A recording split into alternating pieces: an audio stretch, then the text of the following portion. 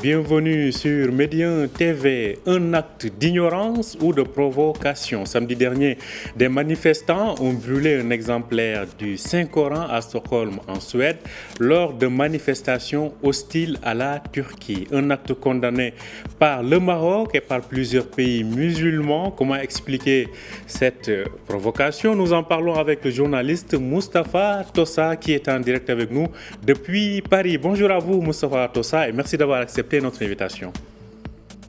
Bonjour Omar. Alors, je le disais à l'instant, est-ce de la provocation ou tout simplement un acte d'ignorance? Non, c'était un acte mûrement réfléchi de provocation dans un contexte politique extrêmement bien défini. D'ailleurs, ce chef politique, entre guillemets, qui a commis cet acte n'est pas à son premier autodafé. Il est connu en Suède pour avoir utilisé cette technique pour se faire connaître. Il s'agit de Rasmus Paludan, d'une quarantaine d'années, chef d'un parti politique d'extrême droite qui s'appelle la Ligne Dure. Et il a bâti toute sa célébrité sur le fait de brûler le Coran dans des banlieues où habitent des musulmans. Donc, c'est une technique, c'est une stratégie qui est mûrement réfléchie. Alors, l'acte qui nous intéresse est intervenu pendant une manifestation autorisée et encadrée par la police suédoise, une manifestation devant l'ambassade de Turquie pour protester contre les conditions posées par la Turquie pour que la Suède puisse rejoindre l'OTAN.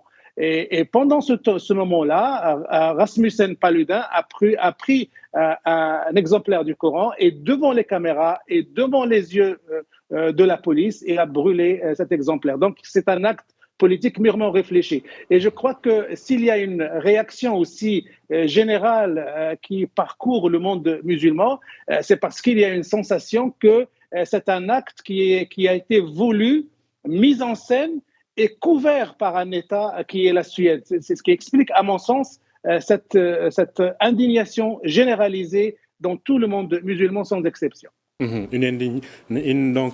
acte condamné à travers le monde musulman. Beaucoup de pays l'ont condamné à travers la planète. C'est le cas aussi de l'OCI, mais aussi de l'Organisation de la Ligue arabe. Et le Maroc fait partie des pays qui ont vigoureusement réagi. D'abord, le ministère des Affaires étrangères. Hier, le Conseil supérieur des oulémas, instance présidée par le roi Mohamed VI. Donc, le Maroc se met en avant-garde concernant les défenses de l'islam. Oui, tout à fait. Le Maroc, Sa Majesté le roi, commandeur des croyants, Amir el-Mouminin, ne pouvait pas rester indifférent à cet acte odieux et le Maroc a exprimé une position très forte de condamnation pour attirer l'attention du monde musulman sur ce qui est en train de se passer dans un certain nombre de partis européens, dont on voit un petit peu l'extrême droite qui s'installe dans les sociétés, qui est proche du pouvoir, qui est arrivé au pouvoir en Italie avec Giorgia Meloni. Et donc, on se dirige, si on ne met pas fin, si on ne lutte pas efficacement contre ce genre d'attitude, on se dirige vers leur multiplication. Ce sont des provocations à l'égard des communautés musulmanes qui se trouvent en Europe, mais à l'égard aussi des pays musulmans. Et donc, il y a cette réaction sur le plan symbolique et de la condamnation qui est très forte et tout le monde espère que le message soit écouté par les grandes instances qui dirigent le monde. D'ailleurs, il y a eu une première réaction de la part du gouvernement suédois qui n'ont pas exprimé ses regrets, mais qui a exprimé sa sympathie à l'égard des musulmans, entre guillemets. Donc, il y a ce choc émotionnel qui parcourt en ce moment le monde musulman et le Maroc est à la tête de ces pays indignés par une telle provocation. Alors, le Conseil supérieur des oulémas qui donc dit qu'il ne manquera pas de prendre d'acter en tout cas des décisions dans l'optique de mieux éclairer ce qui se passe et qui appelle les sages du monde donc à mieux à réagir davantage par rapport à ce type de provocation. Alors, retournons aux causes comme vous le disiez, c'est un acte de provocation, un acte politique mûrement réfléchi. Les pays scandinaves, quand même, il est vrai que les incidents ne manquent pas, je pense au Danemark, entre autres, par rapport à ce genre d'acte de provocation. Et pourtant, c'est des pays vus comme plutôt raffinés sur le plan du traitement diplomatique. Comment expliquez-vous cela? Est-ce qu'il y a une sorte de menace d'extrême droite qui fait que le rejet devient aujourd'hui quelque chose qui symbolise ces démocraties-là? Alors oui, si on veut réfléchir froidement sur les raisons profondes et les causes profondes qui sont derrière un petit peu ces attitudes de rupture et de provocation, alors les uns disent que ces pays scandinaves, notamment la Suède et le Danemark et le Norvège, ne sont pas habitués à accueillir des vagues de migration aussi massives. Et récemment, à cause des conflits du Moyen-Orient et du Proche-Orient, il y a eu une vague d'immigration très massive vers le Suède, vers la Norvège, vers le Danemark, notamment de Syrie, de Liban, de Palestine et d'Irak.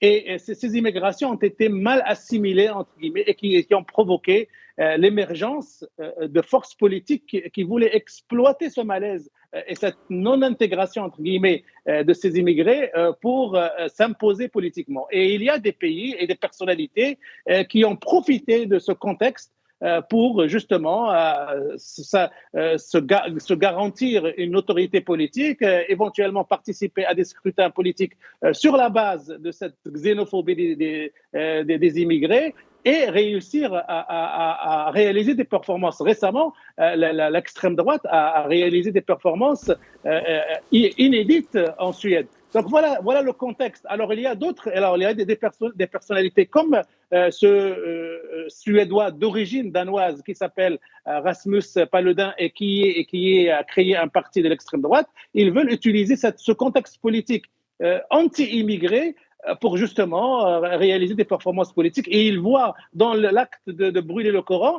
un acte de mobilisation de l'électorat suédois, de se garantir une réputation, une célébrité locale et internationale pour justement réaliser ces objectifs politiques. Donc voilà, il y a des gens qui utilisent ce contexte-là pour des objectifs tout à fait politiciens.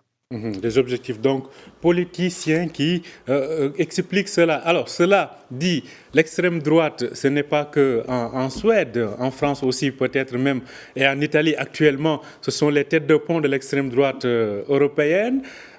Est-ce que l'extrême droite est toujours obligée de recourir à ces méthodes de provocation extrême pour continuer à séduire sa base électorale? En fait, toutes les forces de l'extrême droite et toutes les personnalités de l'extrême droite, et on en a l'exemple ici en France avec une personnalité comme Éric Zemmour, ils sont obligés pour continuer à séduire, pour continuer à s'imposer, pour continuer à se garantir une célébrité, à entamer et à rentrer dans une logique de surenchère. Donc, à celui qui va formuler l'idée ou qui va commettre l'acte le plus provocateur possible. Donc, il y a une logique, il y a une dynamique de surenchère qui est là. Et comme un certain nombre d'extrême droite dans ces pays ont compris que brûler un Coran, ça provoque énormément de réactions.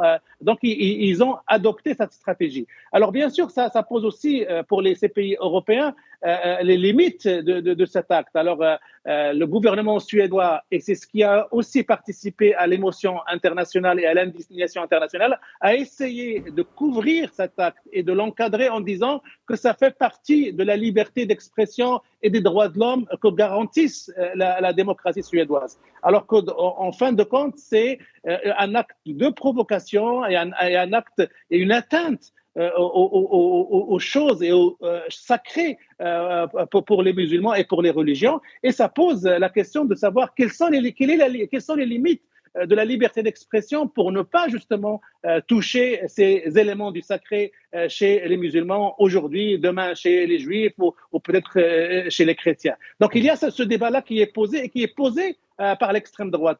Alors, est-ce qu'on va se diriger vers des lois contre le blasphème et la limitation et l'interdiction de ce genre d'actes? Là, c'est tout le débat qui secoue l'Europe. Ce débat-là ne date pas d'aujourd'hui, il date d'un certain nombre d'années, depuis les caricatures danoises qui ont provoqué ce que vous savez dans le monde. Il y a ce débat-là, comment gérer ces actes qui portent atteinte aux valeurs les plus sacrées et aux symboles les plus sacrés des religions, quelles que soient ces religions, qu'ils soient musulmanes, juives ou chrétiennes.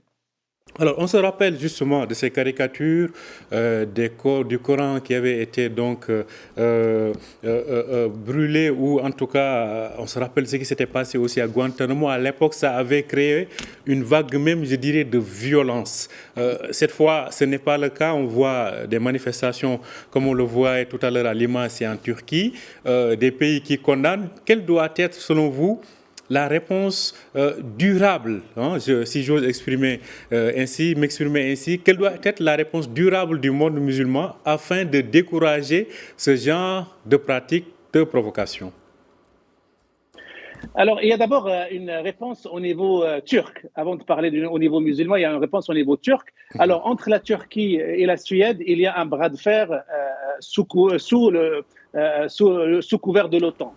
La Turquie demande à la Suède de faire des concessions sur ce qu'on appelle la présence des PKK sur son territoire. Et le PKK, les Kurdes du PKK sont considérés par la Turquie comme un parti terroriste qui menace la stabilité et l'unité de la Turquie. Donc la Turquie demande aux Suède de lui livrer les militants du PKK et de fermer et d'arrêter le soutien de la Suède à ce mouvement. Donc il va y avoir des développements au niveau de la relation Turquie-Suède et Turquie-OTAN. Alors pour ce qui est du monde musulman, ils savent très bien, ces extrémistes, que quand en se livrant à ce genre d'actes monstrueux, c'est comme si on fait miroiter un chiffon rouge devant un taureau. Donc c'est de la provocation et ils attendent à ce qu'il y ait des actes, des réponses violentes et des réponses pour punir cet acte. Alors ce qu'il faut continuer à faire, c'est continuer à s'indigner, à pratiquer de la politique pour attirer l'attention de ces États qu'on ne peut pas jouer avec ce genre de symboles et que ce sont des actes pyromanes et qu'il faut absolument que les États responsables européens puissent prendre conscience que ce genre d'acte, c'est de la provocation pure et que ça ne peut mener nulle part. Donc, tous ces pays musulmans, Maroc en tête, ne peuvent pas faire autre chose que de la sensibilisation politique, que de la pédagogie et que de la pression politique. Et on ne peut pas rentrer dans une logique de confrontation ou de vengeance ou de réponse du berger à la bergère. Ça, c'est tomber dans le piège des extrémistes. Il faut rester sur le plan de la politique et de la pédagogie et de l'explication à ces États qui, comme la Suède, parce qu'ils sont gouvernés en partie par l'extrême droite, commencent à couvrir politiquement, de manière sur le plan sécuritaire, ce genre de provocation. Alors, quand vous parlez de sensibilisation, pensez-vous que l'extrême droite européenne, si on généralise, est aujourd'hui disposée à écouter un discours qui est différent de ses idéologies et de ses thèses? Non, le problème de l'extrême droite, c'est qu'il faut revenir sur la logique qui l'a porté au pouvoir, qui l'a porté aux portes du pouvoir. Les Le Pen en France, les Zemmour en France, les Giorgia Meloni en Italie, les AfD en Allemagne, en Suède, en Danemark, en Hollande, ce sont des logiques, ce sont des partis qui se sont rapprochés des centres du pouvoir, non pas parce qu'ils ont présenté un programme politique raisonnable, modéré, logique, rationnel, non, parce qu'ils étaient dans la surenchère et dans l'extrémisme des idées. Donc il y a une logique dans leur fort intérieur, ils sont bâtis uniquement sur la logique de la surenchère et de la provocation. Donc ces forces politiques extrémistes ne peuvent pas ne pas avoir et ne pas être accompagnés par des actes de provocation. Alors bien sûr, ici en France, on essaye de vendre Marine Le Pen comme une personnalité tout à fait normale, tout à fait modérée, tout à fait désatanisée, entre guillemets, mais le fond politique, l'héritage politique de Marine Le Pen, c'est de l'extrême droite, c'est de la xénophobie, c'est de la provocation permanente et c'est de la haine de l'autre. Et donc, à un moment ou à un autre, d'une manière ou d'une autre, ça finira par se voir. Alors, en Suède, ce jeune homme, Rasmus Paludan, il a pris un raccourci, il utilise cette technique pour exister politiquement. Maintenant, c'est un défi pour le gouvernement suédois et c'est un défi pour le gouvernement suédois qui aura à gérer ses relations internationales avec la Turquie d'abord et avec le monde musulman ensuite. Parce que si demain les pays musulmans revoient, entre guillemets, leurs relations politiques, leurs relations économiques avec un pays comme celui qui encadre et qui autorise ce genre d'actes, ça peut porter atteinte à ses intérêts économiques et ça peut constituer une carte de pression de ces pays musulmans contre ces pays. En tout cas, ça peut porter atteinte à leurs intérêts. Ça se voit en tout cas pour la Suède. Son adhésion à l'OTAN risque encore de se compliquer parce que, comme vous l'avez dit tout à l'heure, la Turquie a non seulement décidé d'annuler la visite d'une ministre suédoise en Turquie, mais on voit que les rapports vont aller en se compliquant. Merci à vous, Moustapha Tossa, pour tous ces éclairages. Je rappelle que vous êtes journaliste et analyste politique. Vous nous parliez donc depuis Paris. Merci d'avoir accepté notre invitation. Merci. Merci à vous aussi de nous avoir suivis. Je rappelle que vous pouvez retrouver cet entretien sur notre site www.medianews.com. Bonne journée et bonne suite de programme sur Médien TV.